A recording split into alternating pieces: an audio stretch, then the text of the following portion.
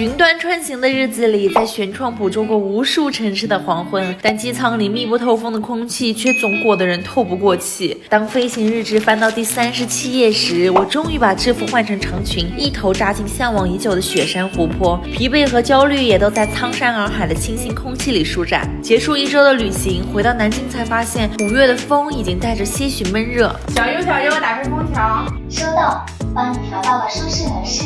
卡萨帝星越空调能多一路送风，话音刚落，清新的风就能帮我快速驱散旅行的疲惫。现在这个天很适合养绣球和玫瑰，这些都是让人省心的超长待机选手。我真的很享受插花这个治愈的过程。它的多一路垂直风从底部柔风隔扇打散后送出，无论在房间的哪个角落都能被舒适又恒温的空气包围。而且它的水平风始终贴着天花板游走，完全不用担心吹的时间长了会头疼。天气热我就不怎么想吃东西，简单做个贝果当下午茶。小优向我吹风。好的，向你吹风。